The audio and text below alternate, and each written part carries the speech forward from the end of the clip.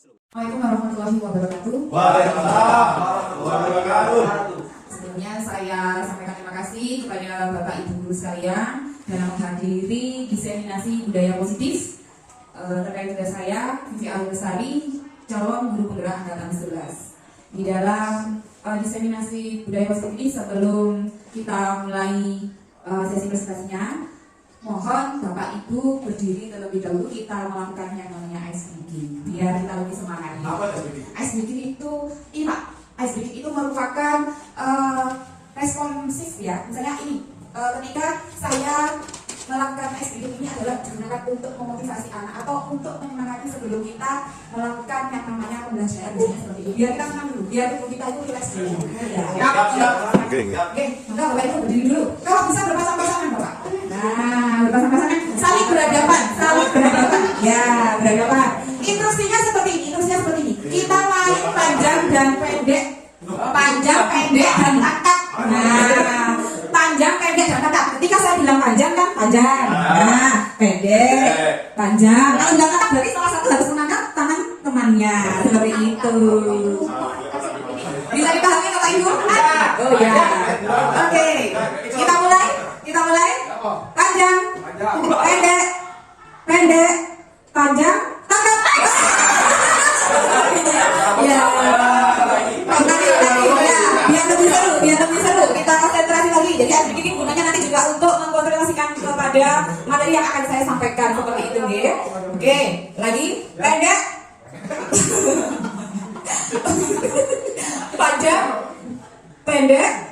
panjang, tegak.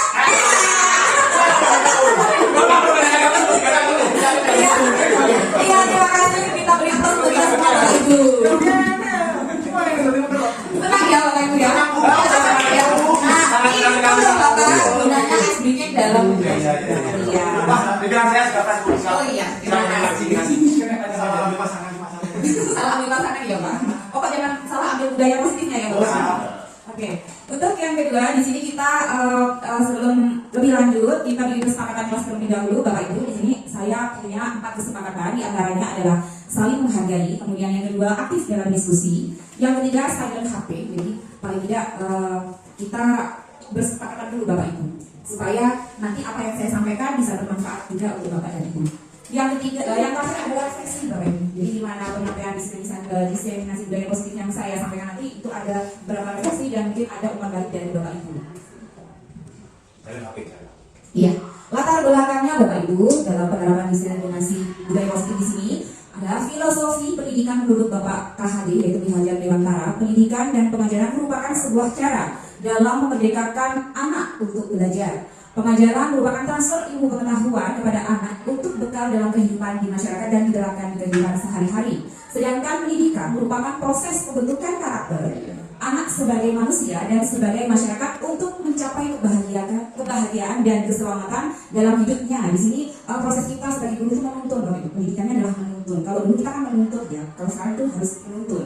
Merdeka di sini seperti apa Bapak? Menurut Bapak Ki Hajar Dewantara, bahwa merdeka itu artinya tidak hanya terlepas dari perintah, akan tetapi juga cakap untuk memerintahkan dirinya sendiri, bebas untuk bereksplorasi gitu ya. Kemudian merdeka di sini juga tidak terlepas dari yang namanya budaya positif Bapak Ibu, di mana nilai-nilai positif perlu kita tanamkan sejak dini kepada siswa kita, kepada anak didik kita, itu sebagai penguatan karakter yang juga positif. Nah, apa sih kita budaya positif itu seperti apa sih? Jadi mindset kita itu harus diubah menjadi positif dulu sebelum kita mengubah orang lain cara berpikirnya positif, maka kita juga harus mengubah cara berpikir kita juga positif seperti itu. Apa ya kira-kira ya? Perwujudan dari nilai-nilai atau keyakinan universal yang diterapkan di sekolah, antara lain di sini ya. Konsep-konsep inti untuk menciptakan budaya positif di sini yang pertama adalah disiplin positif, yang kedua motivasi perilaku manusia, yang ketiga keyakinan kelas atau sekolah, kebutuhan dasar manusia, kelima ada posisi kontrol seorang guru, yang terakhir ini ada yang namanya segitiga restitusi. Yang pertama adalah disiplin positif. Nah, disiplin positif ini merupakan salah satu cara penerapan disiplin yang bertujuan untuk menumbuhkan kesadaran serta memberdayakan anak untuk melakukan sesuatu tanpa sogokan, ancaman maupun dukungan. Sogokan di sini itu imbalan. Ibaratnya kalau kita nanti itu berjalannya dalam disiplin positif itu apabila kita memberikan suatu sogokan atau imbalan kan anak itu akhirnya lama-lama misal itu contohnya disuruh yang mengharapkan imbalan itu kan tidak baik Bapak Ibu. Nah, cobalah buka di sini, bukan buka yang gimana Bapak Ibu ya. Jadi tetap kita harus berpositif dulu. Seperti itu. Bukan di sini tuh pikirannya terbuka yang wawasannya Bapak Ibu yang positif, bukan yang negatif gitu. Ya, Anda dan teman Anda akan melakukan kegiatan cobalah buka. Anda adalah A, tugas Anda adalah mengepal satu tangan Anda. Nah, coba Bapak Ibu, tangannya dikepal. Coba Anda bayangkan bahwa Anda menyimpan sesuatu yang sangat berharga di kepala tangan Anda. Anda perlu menjaga benda tersebut sekuat tenaga, karena begitu pentingnya untuk kehidupan Anda. Kemudian yang kedua, yang tugas B itu adalah tangan Anda. Satu rekannya lagi, mencoba membuka kepala dari temannya, coba. Ya, kok begitu Bapak? Iya.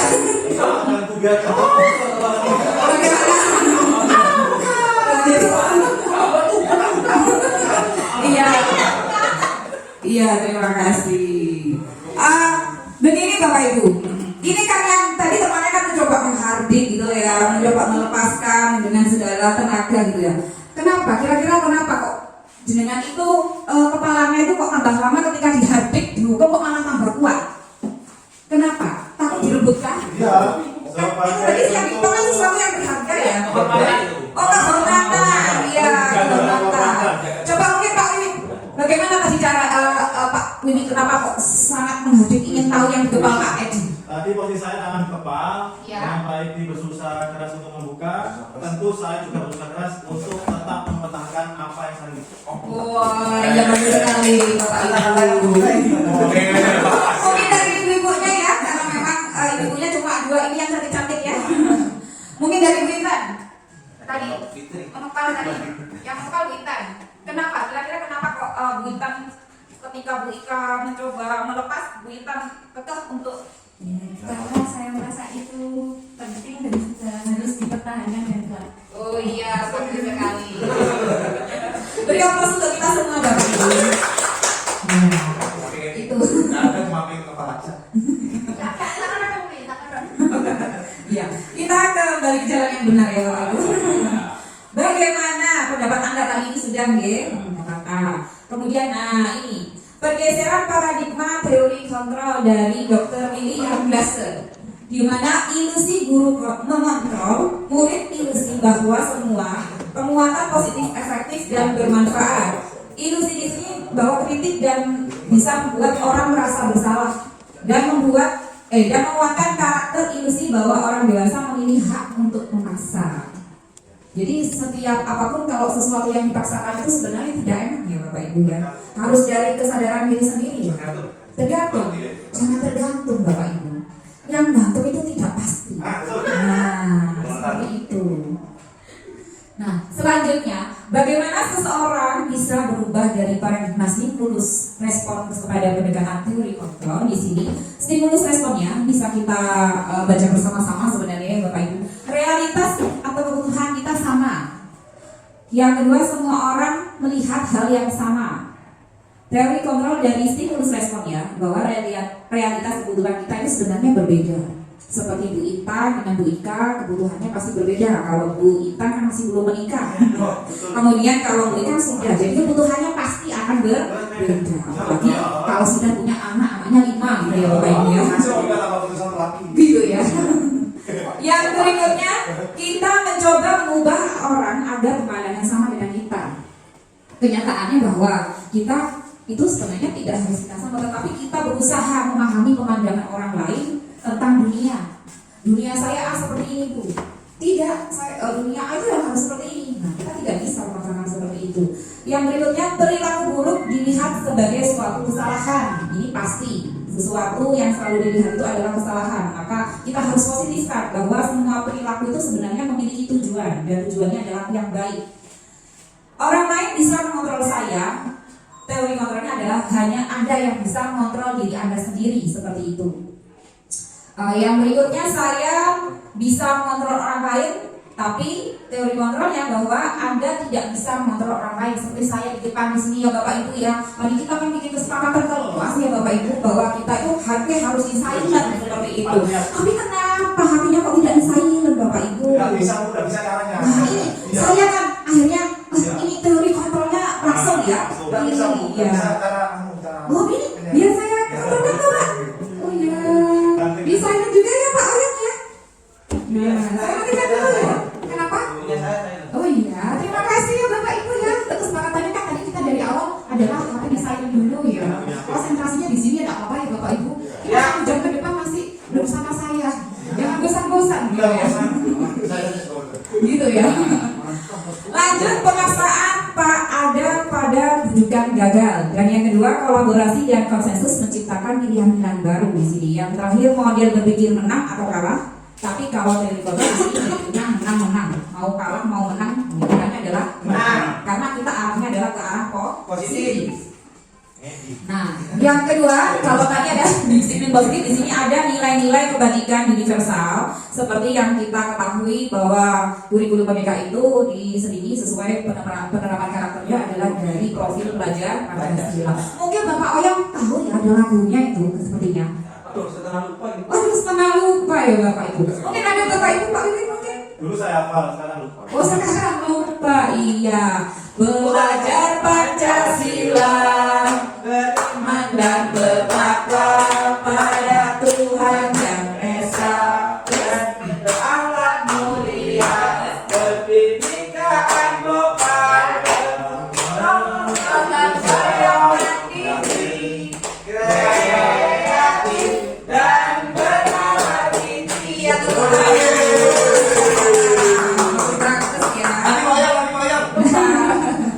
Oke, selanjutnya di sini ada motivasi perilaku manusia yang kedua Bapak Ibu. Yang pertama adalah menghindari ketidaknyamanan atau hukuman.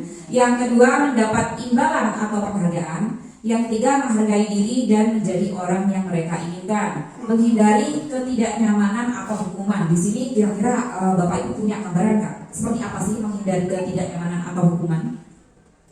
Mungkin ada yang bisa berpendapat terkait dengan motivasi perilaku manusia, di mana ini misal seperti ini Bapak Ibu, ketika saya sendiri sudah, contohnya seperti saya terlambat karena posisi rumah saya dari rumah ke tempat dinas itu jauh. Memang seharusnya saya kan harus lebih awal, entah itu jam 6 mungkin setengah 6 atau subuh mungkin harus berangkat ya. Tapi karena di rumah itu banyak problematika, ya mungkin memang banyak drama-drama seperti itu ya. Nah, akhirnya saya berangkat itu pukul 6:30, sampai sini saya terlambat. Nah, disinilah. Tapi rasanya ketika saya ingin menghindari sebuah hukuman kan alasan saya banyak, Pak, anak saya ada Pak. Nah, itu kan faktor yang harus memang setiap pimpinan itu harus mempunyai kebijakan seperti itu ya. Itu saya contohkan saya sendiri memang seperti itu. Jadi ada faktor-faktor kita tidak boleh yang namanya nantinya ini ketika diskusinya nanti yang terakhir itu kita tidak boleh langsung menghukum atau menjudge orang, karena setiap orang pasti akan memiliki kesalahan dan itu pun kalau tidak dilakukan terus-menerus sebenarnya tidak masalah. Tapi kalau memang sesuatu yang kita lakukan terus-menerus itu berarti itu sudah karakter seperti ini ya. Yang kedua mendapat imbalan. Wah, aku tak melo Bu Vivi ae kah? Dikasih wes. Misalnya, ya oleh ayam geprek. Oleh jajan putih hijau ayo. Seperti itu. Aduh, gitu ya Bapak. Itu pada bosan ya Bapak. Nah, ini mengharap imbalan atau penghargaan yang seperti ini juga tidak bagus. Boleh kalau itu positif tadi. Arahnya itu positif boleh. Yang ketiga menghargai diri dan menjadi orang yang mereka inginkan. Saya ingin bisa mandiri Bu. Maka saya harus datang tidak terlambat, mungkin seperti itu ya. Contoh. Nah, ini banyak sekali sepertinya Bapak Ibu ya. Kalau memang dilihat ini sebenarnya kalau dibaca juga belerem gitu ya. Iya, tidak dilihat. Iya. Di sini ada 3 Bapak Ibu, di sini ada hukuman. Kita harus bisa membedakan yang namanya hukuman, konsekuensi, dan restitusi. Apakah ketiga ini sama Bapak Ibu? Apa sih sebenarnya hukuman itu Bu Vivi? Apa sih konstitusi? Coba, mungkin Pak Trias tahu. Saya tidak tahu sama sekali. Oh tidak tahu ya, makanya kesini ya Bapak ya. Oh hadir. Bahwasanya kita sebelum ingin melihat faktor orang itu kenapa bersalah itu kita bisa lihat dari hukuman ini. Ketika kita memberikan hukuman itu adalah di sini yang pertama sesuatu yang menyatakan di sini ya Bapak Ibu, sesuatu yang menyatakan menyakitkan harus terjadi. Kemudian identitas gagal di sini ada identitas sukses. Identitas gagalnya adalah sesuatu yang menyakitkan harus terjadi. Konsekuensinya itu adalah sesuatu yang memang harus terjadi. Restitusinya merupakan suatu pilihan. Jadi di ketiga ini sudah nampak artinya perbedaan. Yang kedua, tidak nyaman untuk murid atau anak untuk jangka panjang. Kalau konsekuensi, tidak nyaman untuk murid anak untuk jangka waktu yang pendek. Dalam artian tidak nyaman untuk murid atau anak dalam jangka waktu panjang. Nah, untuk berikutnya di sini ada korban mendapatkan keadilan untuk identitas gagal di mana hukuman ini diterapkan. Kemudian kalau konsekuensi, korban bisa diabaikan. Dan kalau restitusi di sini korban mendapatkan ganti. Apa sih Bu maksudnya korban mendapatkan keadilan? Begini Bapak Ibu, ketika kita menghukum siswa kita yang nakal misalkan, apakah panjenengan ini menghukumnya itu sebelumnya apa pernah membuat yang namanya kesepakatan kelas atau mungkin keyakinan kelas? Kesepakatan kelas. Kesepakatan kelas. Ya. Oke.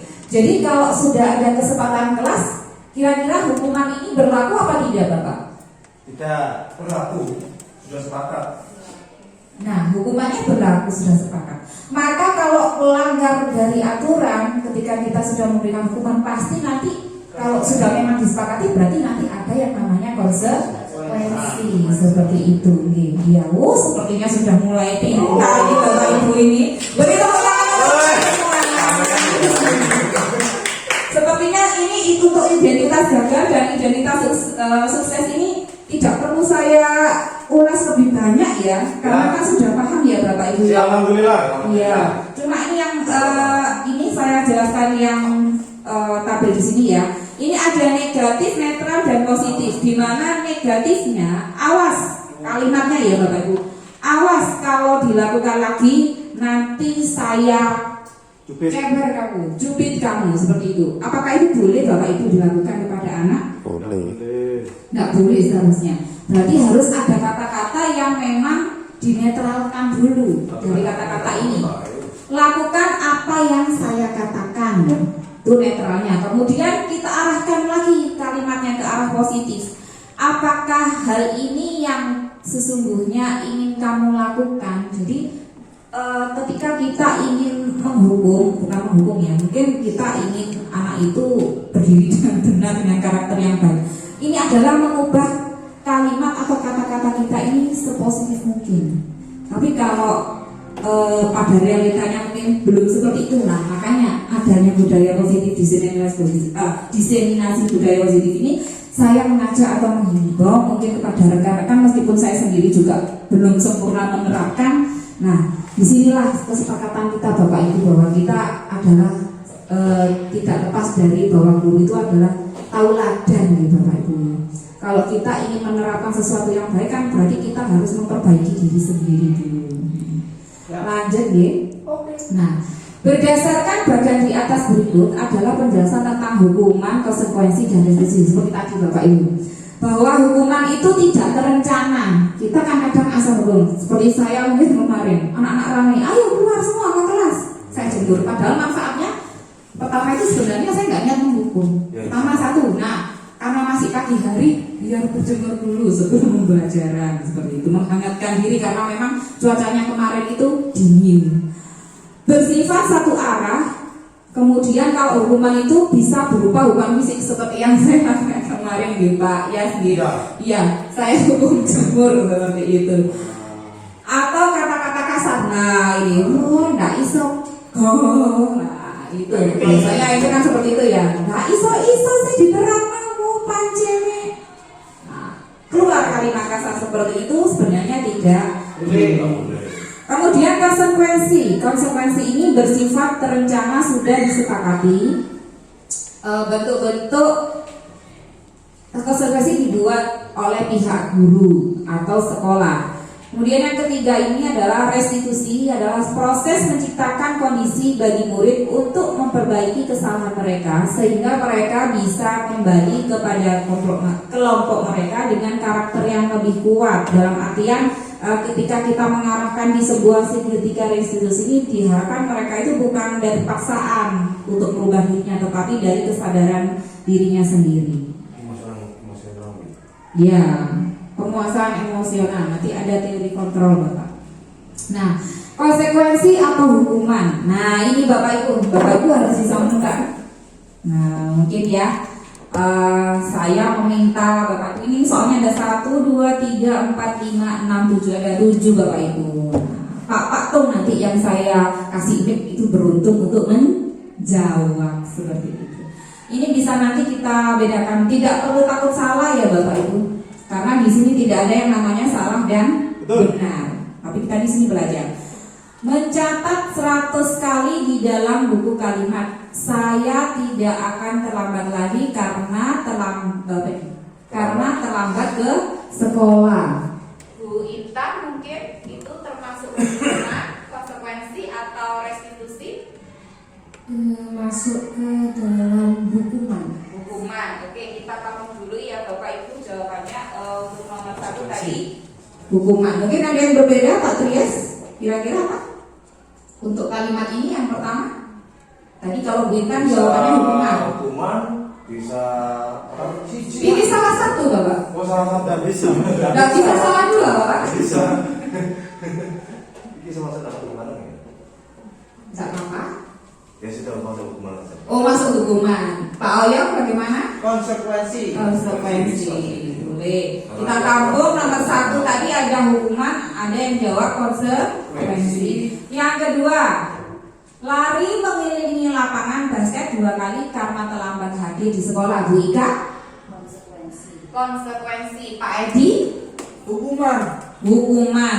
Ada 2 ya Bapak Ibu, ada konsekuensi, ada hukuman. Kita tampung kembali. Kemudian murid diminta untuk push up 15 kali karena tidak menggunakan masker ke sekolah. Apa Pak Oyang? Hukuman. Hukuman. Pak Budi? Ya, sama. Hukuman. Oke. Menggantikan kertas tugas teman yang telah dicoret-coret. Pak Liwit? Hukuman. Hukuman. Pak Tri? Konsekuensi. Konsekuensi. Oke, kita tampung. Membersihkan tumpahan air di meja tulis karena tersenggol pada saat belajar. Apa ini Bapak Ibu? Konsekuensi. Konsekuensi. Kita tampung lagi. Murid disuruh untuk mengenakan sepatu seharian di sekolah karena tidak mengenakan sepatu hitam. Hukuman. Hukuman. Lari mengelilingi lapangan basket 2 kali karena terlambat 10 menit untuk pelajaran PJOK. Konsekuensi. Konsekuensi. Kita coba lihat jawabannya ya Bapak Ibu. Nah. Teng, teng. Iya. Siapa tadi yang jawab hukuman? Saya. Saya tidak ini Bapak, dari kalimat ini Bapak. Saya tidak akan terlambat lagi. Nah, atau karena terlambat ke sekolah. Ini masuk hukuman. Kenapa Bisa Bapak? juga konsekuensi. Alasannya Bapak? Karena dia terlambat, konsekuensinya jeruk ke situ tadi. Kenapa? Kan sudah ditetapkan. Ditetapkan ya? Ya, kalau misalkan konsekuensi ini sudah ditetapkan dulu, beri tepuk tangan dulu untuk Pak Wiwit. Pas ya. Iya, hukuman ya Bapak. Karena kalau konsekuensi itu memang sesuatu yang sudah ditempatkan, terus kita ini melanggar, akhirnya kita harus menerima konsekuensi dari apa yang kita sepakati. Yang kedua, lari mengelilingi lapangan basket ini adalah hukuman. Dalam kesepakatan. Murid diminta untuk push up 15 kali karena tidak menggunakan masker ke sekolah, merupakan hukuman. Menggantikan kertas tugas kelas yang telah dicoret-coret ini adalah konsekuensi. Kemudian membersihkan tumpahan air di meja tulis karena tersenggol pada saat belajar ini juga adalah konsekuensi. Dan yang berikutnya, murid disuruh untuk mengenakan sepatu seharian di sekolah karena tidak mengenakan sepatu hitam. Ini merupakan hukuman. Dan yang terakhir, lari mengelilingi lapangan basket 2 kali karena terlambat 10 menit untuk pelajaran BJK. Ini adalah merupakan konsekuensi.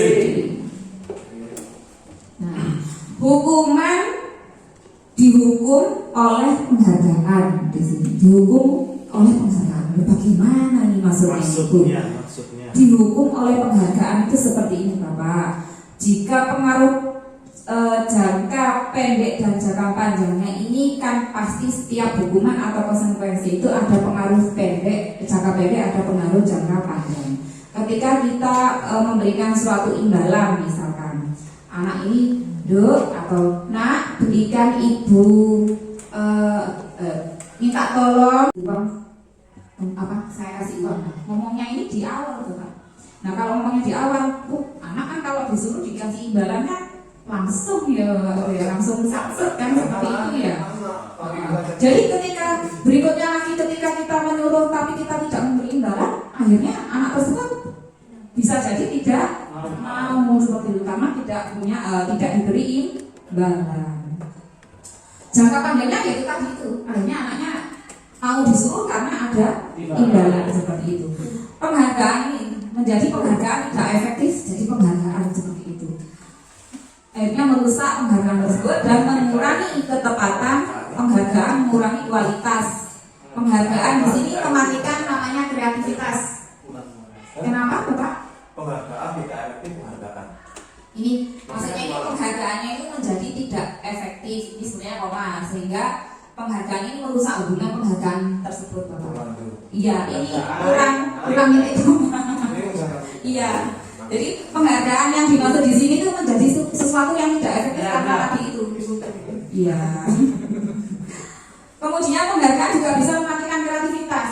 Seharusnya dia bisa mengkreativitaskan atau berkreasi sesuai dengan keinginannya, tapi karena dia ditempa dari ada suatu misalkan ada kelompok ini sudah beritahu bahwa nanti ada penghargaan yang kelompok satunya tidak tahu, nah, otomatis kan nanti di sini terjadi yang namanya wong di gunung toa es dikai penghargaan itu masih tidak dikai penghargaan masih kalah kan seperti itu pakai bahasa Jawa ini seperti itu. Yang terakhir ada penghargaan mendukung motivasi dari dalam diri ya seperti tadi yang berkata seperti itu demikian. Enak wes oleh juara, kok nggak oleh juara ya sudah wes bilang nggak oleh kreatif bisa wes. Nah ini seperti itu. Dan berikutnya yang ketiga adalah ini apa keyakinan kelas atau sekolah. Jadi mungkin ada yang sudah tahu ya keyakinan kelas itu yang seperti apa sih? Kesepakatan kelas. Keyakinan kelas dengan kesepakatan hampir sama tetapi memiliki perbedaan. Nah, kalau kesepakatan kan biasanya kita langsung sama-sama. Kalau keyakinan kan kita tawarkan ke siswanya dulu sehingga dia yakin nggak dengan apa yang disepakati seperti itu. Jadi antara keyakinan dan kesepakatan ini sebenarnya dua versi yang saling terkait gitu ya. Lanjut kita. Mengapa keyakinan kelas Mengapa keyakinan kelas bukan peraturan kelas?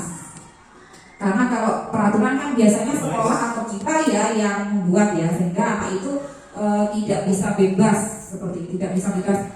Kita tawarkan itu kalau kita yang menawarkan, ayo kita buat keyakinan kelas dulu di awal pembelajaran kita harus melihat seperti yang kita awal tadi membuat yang namanya kesepakatan kelas berdasarkan keyakinan kita yakin nggak kalau itu bisa kita yakin nggak kita nggak ngobrol kita bisa nggak menghargai orang seperti itu.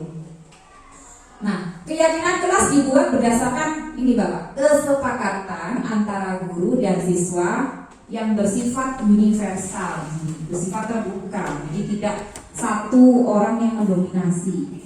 Yang kedua, peraturan biasanya dibuat oleh guru. Nah, kalau peraturan itu guru yang buat dan bersifat satu arah. Prosedur pembentukan keyakinan sekolah atau kelas di sini adalah mempersilahkan warga sekolah atau siswa dalam mencurahkan ide tentang peraturan yang disepakati. Jadi ayo anak-anak, misalkan kita kembalikan ke anak-anak, ayo anak-anak untuk pembelajaran hari ini apa yang harus kita sepakati atau apa yang harus kita yakini bahwa nanti pembelajaran ini bisa berjalan dengan lancar. Jadi satu persatu siswanya memang dibuat untuk ditanamkan mereka berani untuk menyuarakan ide yang ada di dalam pemikirannya. Kita memang harus mengarahkan siswa-siswa kita itu untuk bernalar kritis. Yang kedua, mencatat semua masukan ganti kalimat negatif menjadi positif. Misalkan seperti tadi itu Bapak, Kakak, ayo, ini kita harus kembalikan lagi, kita lakukan. Tinjau kembali curahan pendapat yang terkumpul dan susun menjadi keyakinan kelas atau sekolah.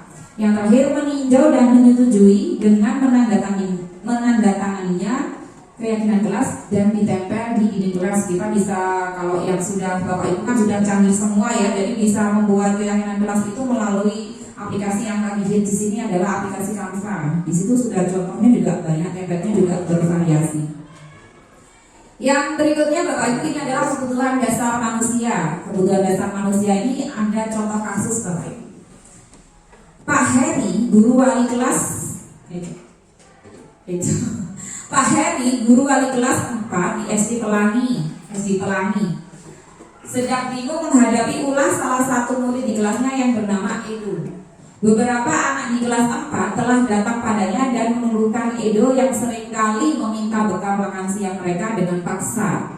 Jika Anda menghadapi situasi seperti Pak Heri, apa yang Anda lakukan?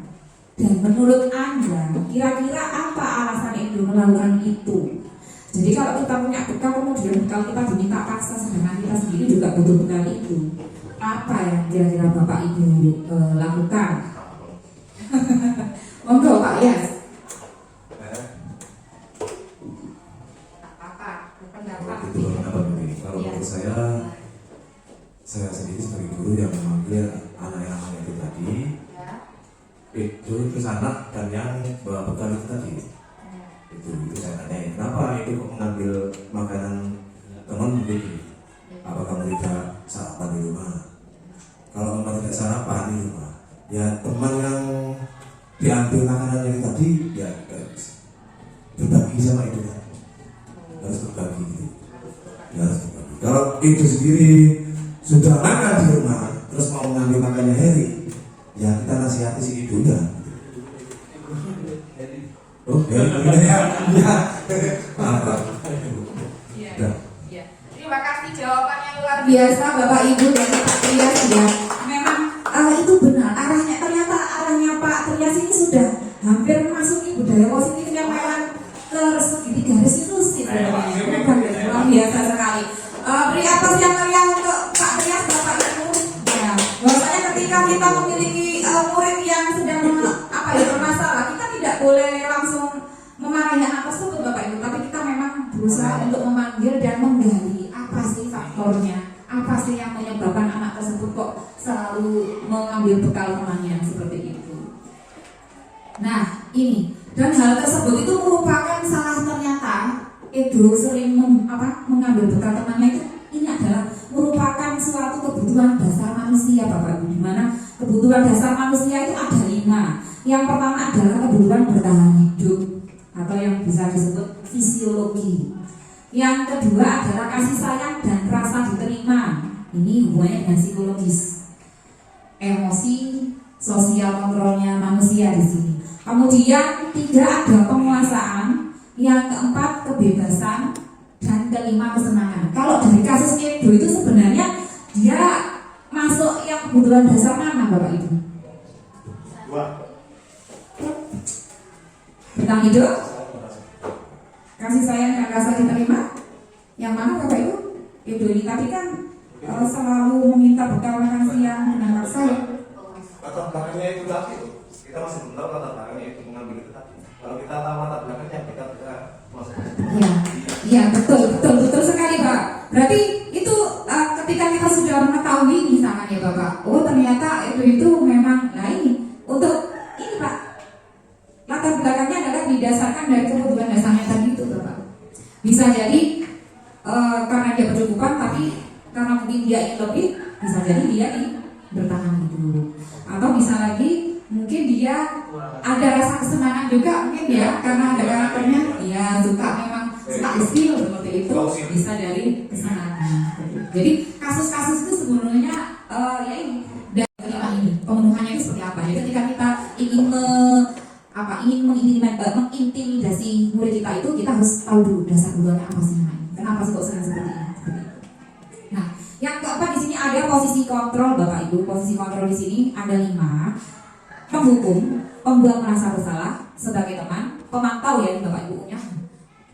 U-nya melarikan diri di sini ya Bapak Ibu. Kemudian yang terakhir manajer. Apa sih penghukum? Penghukum di sini ya itu tadi, kalau kita sebagai penghukum, anak ditakutkan itu nanti anak tersebut sakit hati atau memiliki dendam kepada gurunya. Kalau misalkan kita membuat merasa bersalah seperti ini, ayo anak-anak kerjakan, nanti kalau tidak kerjakan bu guru dimarahin. Nah itu biasanya kan kalimat seperti itu membuat merasa bersalah. Kemudian sebagai teman ini pastinya kita menanyanya lebih halus lagi. Kemudian pemantau, kita hanya mengontrol dulu seberapa jauh anak ini melakukan kesalahan. Kemudian posisi yang paling tepat sebenarnya kalau untuk kita bisa sebagai manajer. Manajer ini adalah pengelolanya. Lanjut kita berikut ini untuk memantapkan apa sih posisi-posisi kontrol tersebut, kita lihat video berikut ini Bapak Ibu. Ini ada contoh posisi penghukum Bapak Ibu.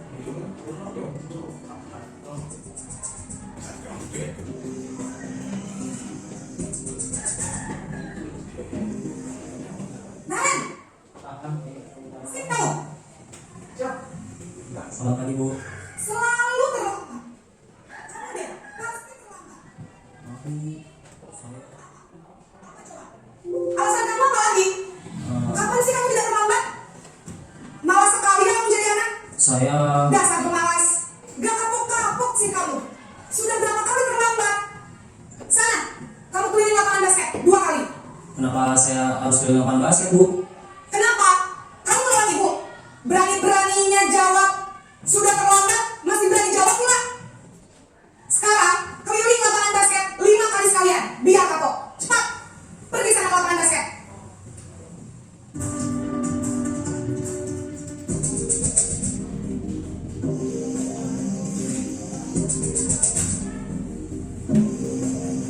Naren!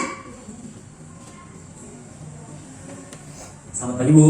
Naren. Kamu kenapa terlambat lagi, nak? Ya Tuhan, Naren. Kamu senang ya bikin ibu susah ya? Kalau kamu terlambat lagi, nanti ibu yang ditegur bapak kepala sekolah, nak. Disangka ibu tidak bisa membina kamu. Duh, gimana ini? Maaf Bu. Miskin Naren. Kamu suka ya kalau ibu tegur bapak kepala sekolah? Terus, sekarang ibu harus tulis apa ya di buku absen? Ini kamu sudah sering terlambat loh. Ibu harus apa coba? Maaf Bu. Maaf sekali. Ya sudah, lain kali jangan bikin ibu susah lagi anak ya. Ibu tidak akan kuat lagi kalau kamu gini terus. Bisa jantungan kalau ibu tegur bapak kepala sekolah. Sana cepat ke kelas. Maaf ya Bu. Maaf sekali.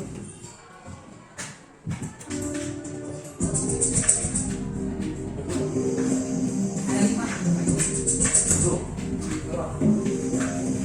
Naren! Selamat pagi Bu. Wah, sudah jam berapa ini nak? Terlambat lagi ya sayang. Iya Bu. Habis ibu saya lupa bangunkan saya Bu. Kamu malah menyalahkan ibu kamu. Kamu bukan anak yang larinya paling kencang. Kok terlambat sih? Iya Bu. Saya memang terlambat bangun tadi. Jadi biarpun saya lari kencang, tetap gak kejar Bu. Ya sudah sana. Nanti lain kali larinya lebih kencang lagi ya. Biar gak terlambat lagi. Bikin senang ibu. Demi ibu. Bisa kan? Bisa lah Bu. Ya sudah sana masuk kelas. Ibu beresin urusan absen kamu. Kamu ini ada-ada saja.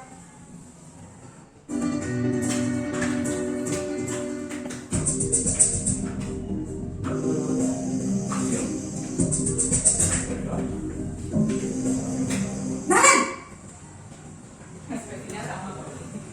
Selamat pagi Bu. Naren, apa peraturan sekolah kita tentang jam berapa kita harus masuk sekolah, nak? Kita harus di sekolah jam 7 Bu. Iya betul, sekarang sudah jam 7.20. Naren sudah tahu konsekuensinya jika terlambat hadir. Paham Bu. Saya harus tinggal kelas pas jam istirahat selama 20 menit. Iya benar, konsekuensinya demikian. Jadi nanti jam 9.30 pas istirahat, kamu harus tinggal di kelas, kerjakan tugas tambahan untuk ketertinggalan kamu, ya? Baik Bu. Yang terakhir, posisi manajer.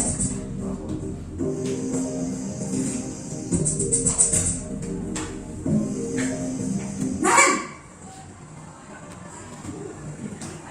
Selamat pagi Bu. Selamat pagi Naren. Maaf Bu, saya terlambat. Iya, sekolah masuknya jam 7, sekarang sudah jam 7.20. Jadi sekarang bagaimana ini Naren? Maaf Bu, saya lupa alarm saya semalam. Baiklah, menurut kamu, keyakinan sekolah yang mana yang perlu kamu tingkatkan? menghargai diri sendiri dan orang lain mungkin ya Bu. Setuju. Jadi, apakah Naren meyakini prinsip saling menghormati tersebut? Iya Bu, saya meyakininya. Apakah Naren bersedia memperbaiki masalah keterlambatan ini? Bersedia Bu. Bagaimana kamu akan perbaiki masalah keterlambatan ini? Saya akan coba untuk tidak lupa menyetel alarm saya Bu. Baik, kalau Naren komputer alarm di rumah, ada orang yang kira-kira bisa bantu mengingatkan tidak? Ada Bu, kata saya, Kak Emma. Ada lagi selain Kak Emma? Selain Kak Emma, ada ibu saya. Baik, jadi yang mengingatkan Naren adalah Kak Emma dan ibu kamu ya? Kira-kira akan mulai set alarm kapan nih Naren? Setelah pulang sekolah, akan segera saya lakukan. Baik, jadi Naren akan setel alarm untuk bangun besok pagi dan akan diingatkan oleh kakak dan ibu dan Naren ya? Ada lagi yang mungkin perlu dilakukan Naren? Agar tidak terlambat bangun lagi. Tidak ada Bu. Baik Naren, terima kasih untuk kerjasama kamu. Sekarang kamu perlu kembali ke kelas untuk belajar. Baik Bu, terima kasih. Itu contoh dari bagaimana kita menerapkan posisi-posisi kontrol ya Bapak Ibu. Jadi menurut panjenengan semua itu mana kira-kira posisi yang paling pas kita menangani masalah atau kasus dari murid kita Bapak Ibu? Apakah yang terakhir? Apakah yang pertama dengan marah-marah? Manajer ya betul. Bahwa posisi yang paling pas itu memang manajer. Iya, nggak sebenarnya nggak usah gitu sebagai posisi manajer seperti itu. Nah di sini pendukung menghardik, menunjuk-nunjuk, berkaca pinggang seperti ini ya tadi ya posisi kontrol yang pertama itu ya. Nah dampaknya apa Bapak Ibu? Ini tadi yang sudah saya sampaikan adalah anak ditakutkan itu menjadi pendendam atau dia merasa sakit hati kepada gurunya. Pernah nggak dulu Bapak Ibu dihukum terus sampai saat ini Bapak Ibu merasa ketika melihat gurunya apa saking sakit hatinya itu sampai sekarang mengena, ada nggak? Tidak, saya dukung. Oh saya juga. Berarti membawa semua ya. Alhamdulillah. Kemudian yang kedua di sini ada pembuat merasa bersalah, suaranya lembut namun menyalahkan siswa. Guru menyatakan kesalahan pada siswa dan seakan-akan gurunya itu menderita. Yang posisi yang kedua itu membuat merasa bersalah. Aduh nanti gara-gara kamu, seperti itu kalimat itu kan nadanya lembut tapi menohok gitu ya Bapak Ibu ya. Dampaknya di sini adalah siswa nantinya itu akan menjadi merasa bersalah atau rendah diri, menarik diri sehingga dia mau nggak mau, mau melakukan sesuatu pun dia berpikirnya sudah tidak positif lagi, dia negatif terus. Yang ketiga di sini ada teman, posisi kontrol dulu sebagai teman. Guru bersikap ramah, tapi dia cenderung bersenda gurau untuk menghanakan suasana. Pak Trias ya, sering ya yang untuk posisi teman ya. Tapi dampaknya ini Bapak. Dampaknya nanti muridnya bergantung pada satu guru atau biasanya lebih manja ya sama Pak Trias sendiri karena sering oh gitu ya. Nah, yang keempat di sini ada posisi pemantau, nada bicara dan ekspresinya datar, identitasnya berhasil memantau saat siswanya ini memberikan ketika siswanya diberikan sanksi. Dampaknya adalah menghitung hadiah atau hukuman yang diberi tanpa melihat nilai kebajikan atau tidak sepenuhnya mandiri. Dan yang terakhir ini ada posisi manajer di mana suaranya netral, ekspresinya juga dapat sekali ya sesuai dengan suaranya. Kemudian mengajukan pertanyaannya juga sangat memantau dan lebih mengarahkan atau lebih membimbing kalau untuk posisi manajer. Dampaknya adalah muridnya tadi menjadi PB atau mandiri. Ketika dia ditanyakan, akhirnya dia memang benar-benar mengungkapkan kesadaran dirinya, sehingga dia juga akhirnya berpikir bagaimana caranya dia untuk tidak mengulangi kesalahan itu kembali. Dia bisa memecahkan masalahnya sendiri seperti tadi ketika solusinya bagaimana ketika kamu agar tidak terlambat lagi, oh bisa pasang alarm Bu. Nah nanti bilang seperti itu ya. Jadi dia memecahkan masalahnya sendiri bagaimana dia bisa lebih baik dari kesalahan yang telah dia alami sebelumnya. Lanjut, dunia berkualitas. Siapakah orang-orang yang paling penting dalam hidup Anda Bapak Ibu? Apakah cukup orang tua? Atau mungkin anaknya saja, istrinya saja? Kenapa ya Pak ya? Orang tua dan keluarga. Orang tua dan keluarga itu yang paling penting adalah orang tua dan keluarga menurut Pak. Kemudian menurut Pak Edi yang paling penting sama. Jawaban sama tidak ada Bapak. Jawabannya apa Bapak? Keluarga kah? Orang tua dan istri. Orang tua dan istri. Loh, ada tidak ya Bapak ya? Nomor dua. Oke. Iya. Nilai-nilai kebajikan apa yang terpenting dalam hidup Anda? Kira-kira ada nilai-nilai kebajikan apa yang paling penting dalam hidup Anda? Kejujuran mungkin? Atau kasih sayang? Oh iya betul, tanggung jawab boleh. Tanggung jawab jujur, terus ada lagi mungkin kulitan? Penyayang boleh, penyayang. Oke. Kalau Anda menjadi orang yang ideal, karakter atau sifat apa yang paling Anda inginkan pada diri Anda, Bapak Ibu? Kalau Anda menjadi orang yang ideal, karakter atau sifat apa yang paling Anda inginkan pada diri Anda? Tanggung jawab? Tanggung jawab? Tanggung jawab, oke. Kemudian apa pencapaian Anda yang sangat Anda banggakan, Pak Wiwit? Membahagiakan keluarga luar biasa. Terima kasih jawabannya, tepuk tangan. Apa pekerjaan ideal bagi Anda, Bu Ika?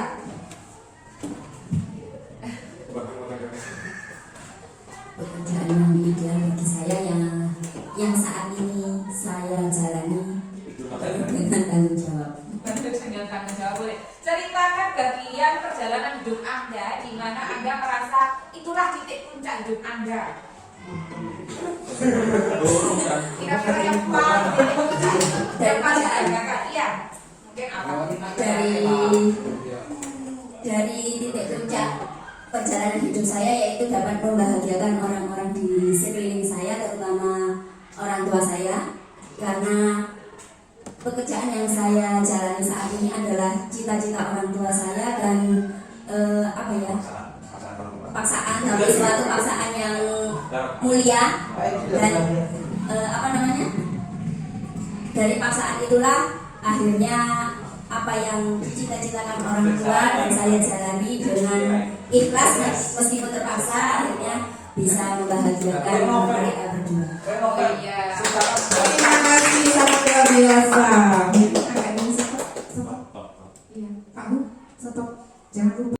Yang berikutnya, apa yang paling bermakna dalam hidup Anda, Bu Intan?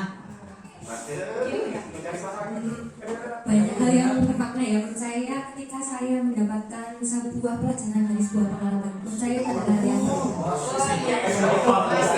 Iya, luar biasa.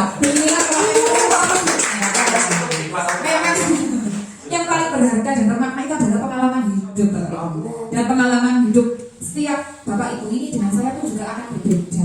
Begitu luar biasa sekali ya. Nah, kita memasuki sesi yang ke-6 yaitu segitiga restitusi. Adakah mungkin yang tahu segitiga restitusi ini seperti apa? Mungkin Pak Budi? Belum tahu. Oke, maka dari itu akan saya beritahukan seperti itu. Oke, segitiga restitusi di sini ada yang namanya segitiga ya Bapak Ibu, di mana dari segitiga ini ada 3 langkah yang harus kita lakukan sebagai guru, di mana setiap kasus yang atau permasalahan yang ada di sekolahan atau di kelas itu bisa kita selesaikan dan kita tangani dengan tindakan-tindakan yang baik. Yang pertama adalah menstabilkan identitas. Yang kedua menanyakan keyakinan, dan yang ketiga bisa dari kita memvalidasi kebutuhan, di mana setiap orang pasti akan melakukan kesalahan. Ini untuk menstabilkan identitasnya, Bapak.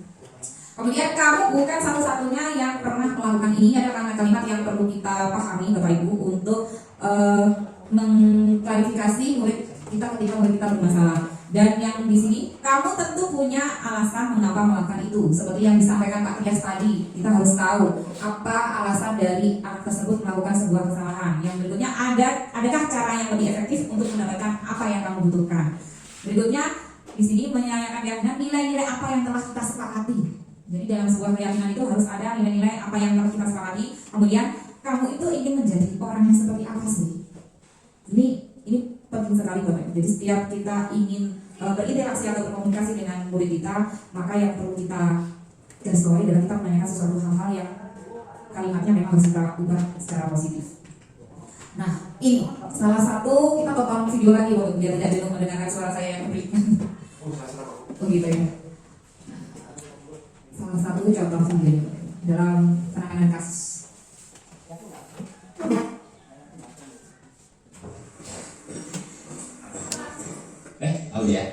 Silakan dulu. Bagaimana kabar Aulia?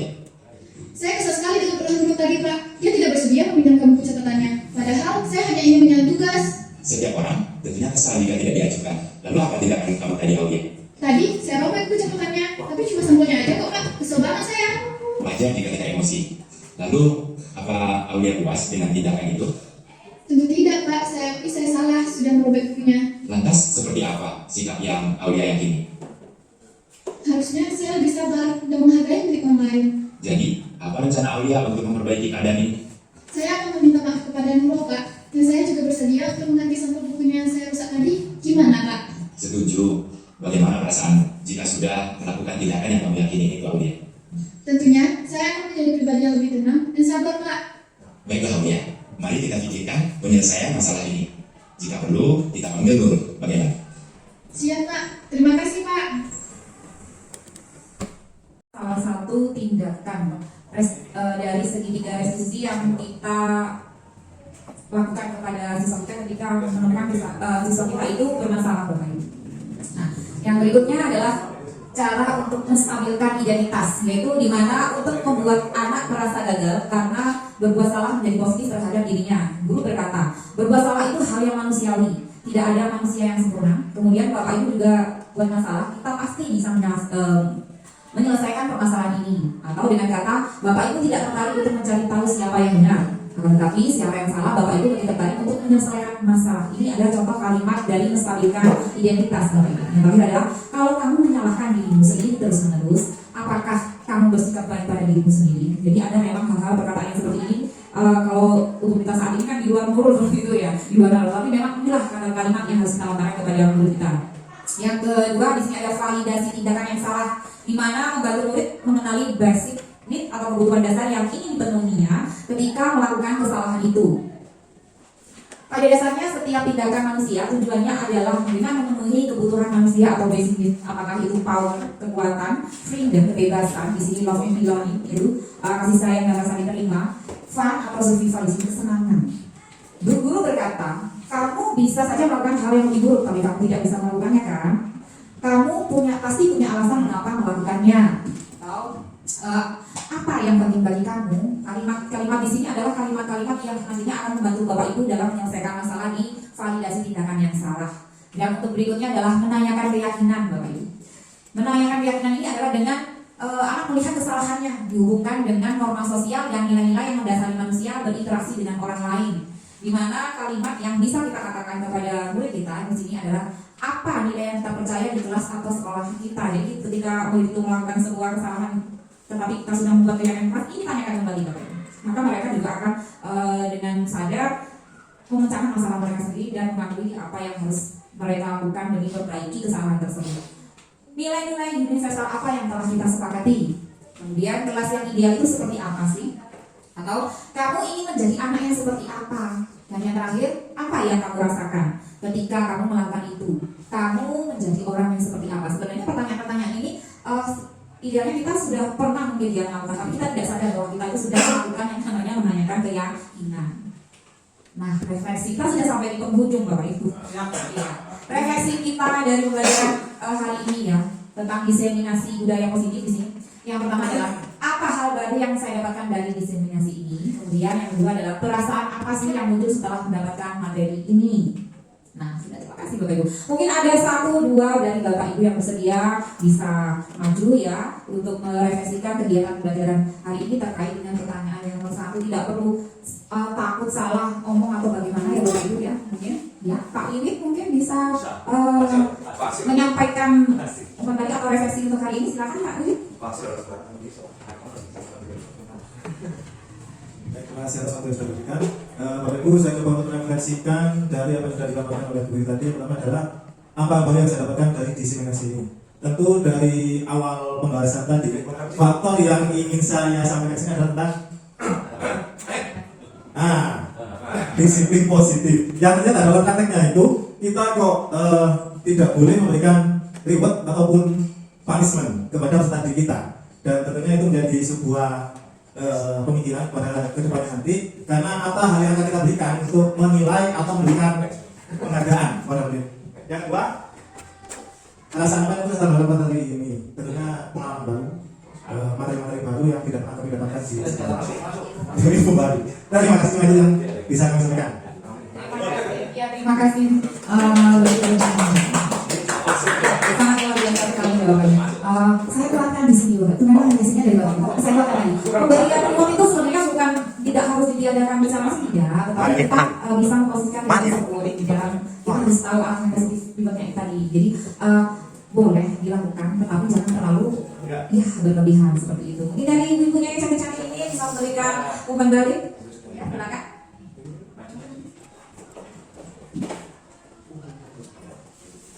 Mungkin yang bisa saya refleksikan pada kesempatan kali ini dalam materi diseminasi sekarang, apa hal baru yang saya dapatkan dari diseminasi ini? Ternyata di sini saya belajar hal baru, yaitu penggunaan dari segitiga restitusi. Itu saya baru tahu sekarang. Jadi itu saya sangat merasa apa ya, mendapat ilmu baru dan jujur senang karena bisa tahu hal tersebut. Terima kasih ya. Ya. Oke Pak Tias, bisa menambahkan? Pas. Oh, ada kalimat pas. Iya, terima kasih. Iya Bapak Ibu. Terima kasih atas refleksi yang telah Bapak Ibu sampaikan. Saya Sisi Arwesari JDP Angkatan 11. Apabila dari pertama sampai akhir saya menerangkannya itu terlalu cepat mungkin, atau ada salah kata perilaku yang mungkin menyinggung, tidak sengaja menyinggung Bapak Ibu guru, saya mohon maaf karena manusia juga tidak luput dari salah ya. Oleh karena itu, saya mengucapkan terima kasih sebesar-besarnya kepada Bapak Ibu yang sudah bersedia menghadiri diseminasi budaya positif ini hari ini. Saya ucapkan terima kasih. Wassalamualaikum warahmatullahi wabarakatuh. Waalaikumsalam warahmatullahi wabarakatuh. Selamat siang Riri. Siang. Iya, Riri tahu tidak kenapa Riri dipanggil? Tidak tahu. Oh iya. Sisi perhatikan selama 3 hari berturut-turut ini, Riri sering terlambat ke sekolah ya? Iya. Oh iya. Riri tahu tidak, kita kan di sekolah punya tata tertib ya. Riri tahu nggak kalau misalkan jam masuk sekolah jam berapa? Jam 7. Terus Riri tadi terlambat berapa menit? Lebih 15 menit. Riri ya. Ya Riri buktikan, tidak hanya Bu Vivi atau tidak hanya Riri, kan memang kita sebagai manusia kadang memiliki kesalahan ya, dan di balik setiap kesalahan atau mungkin keterlambatan Riri ke sekolah, pasti Riri punya yang namanya alasan. Kenapa Riri? Tadi malam saya tidurnya lama Oh. karena bermain game. Sampai jam berapa main gamenya? Sampai jam 12. Sampai jam 12, begitu ya. Gini, karena kita kan sudah memiliki keyakinan kelas ya, bahwasanya jam masuk itu adalah jam 7. Kalau misalkan Riri terlambat terus kan nantinya bisa berpengaruh pada disiplinnya Riri gitu ya. Oleh karena itu bisa tidak mungkin Riri memperbaiki diri untuk kedepannya biar tidak terlambat bagaimana? Riri akan tidak bermain game lagi Bu, dan tidak tepat waktu. Oh begitu. Oke, karena Riri sudah mengakui kesalahan dan mungkin Riri nanti atau besoknya bisa lebih disiplin lagi tentang waktu. Ini ya, nanti Riri bisa bertanggung jawab ya. Oh ya, oke, terima kasih. Kasus 2, tidak mengerjakan tugas. Iya, Mas Ahlam, tahu tidak Bu Vivi panggil ke sini? Tidak tahu Bu. Tidak tahu ya, ya. Saya kemarin ini Mas Ahlam mendengar laporan dari Bu Fenty ya, kalau Mas Ahlam ini waktu pelajaran matematika kurang bisa memperhatikan, kemudian ada banyak tugas yang tidak dikerjakan. Kira-kira kenapa Mas Ahlam? Karena saya tidak hafal perkalian Bu. Oh, tidak hafal perkalian ya. Kemudian selain tidak hafal perkalian mungkin apakah Bu Fenty menerangkannya terlalu cepat begitu? Iya Bu. Oh iya ya. Terus gini Mas Ahlam, kan yang namanya tugas itu kan memang harus dikerjakan. Ya tidak hanya Mas Ahlam, tetapi mungkin itu kadang kan juga kalau misalkan merasa kesulitan, apa tidak sebaiknya Mas Ahlam itu menanyakan kembali atau mungkin menanyakan ke Bu Fenty, Bu Fenty, saya kurang jelas dalam perkalian ini atau saya masih belum bisa dalam perkalian ini, kan begitu ya. Paling tidak Mas Ahlam itu bertanya kepada Bu Fenty bahwa Mas Ahlam belum mengerti, gitu ya. Dan di dalam apa ya namanya, kita punya tata tertib juga, tapi karena tata tertibnya ini keyakinan kelas kita kan harus selalu mengerjakan tugas. Berarti kalau misalkan Mas Ahlam tidak mengerjakan tugas, berarti Mas Ahlam iya belum disiplin. Jadi ada pelanggaran ya di situ ya. Terus apa kira-kira yang Mas Ahlam lakukan untuk memperbaiki semua itu? Saya akan menghafal perkalian dan saya akan bertanya ketika tidak paham. Nah, terus begini Mas Ahlam, ketika Mas Ahlam sudah memiliki keyakinan seperti itu ya, kemudian yang Mas Ahlam lakukan kepada Bu Fendi bagaimana? Karena kan tadi kan Mas Ahlam tidak mengerjakan tugasnya Bu Fendi. Apa yang Mas Ahlam lakukan ke Bu Fendi? Saya akan meminta maaf dan akan menghafal kembali perkalian. Oh iya. Berarti di sini Mas Ahlam nanti berusaha untuk meminta maaf kepada Bu Fendi, gitu ya. Ya, terima kasih. Dari sini kesimpulan mungkin nanti bisa dalam keyakinan kelas itu Mas Ahlam lebih bisa berdisiplin atau bisa bertanggung jawab atas segala kesalahan itu tadi ya. Kemudian tugasnya juga harus diselesaikan dengan baik. Ya, terima kasih ya. Bisa kembali ke kelas ya Mas Ahlam ya. Ya, terima kasih. Assalamualaikum warahmatullahi wabarakatuh. Saya Warinata Dahayu, murid dari Bu Vivi. Saya senang karena Bu Vivi tidak memarahi saya ketika saya melanggar peraturan kelas. Dan beliau memberikan dorongan untuk tidak mengulangi lagi. Saya berjanji tidak akan mengulangi kesepakatan kelas lagi. Sekian, Assalamualaikum warahmatullahi wabarakatuh. Assalamualaikum warahmatullahi wabarakatuh. Saya Ahlam, murid dari Bu Vivi. Saya berterima kasih kepada Bu Vivi karena telah membantu menyelesaikan masalah yang saya hadapi. Di sini saya lebih mengerti tanggung jawab atas tugas-tugas saya. Sekian dari kami. Assalamualaikum warahmatullahi wabarakatuh.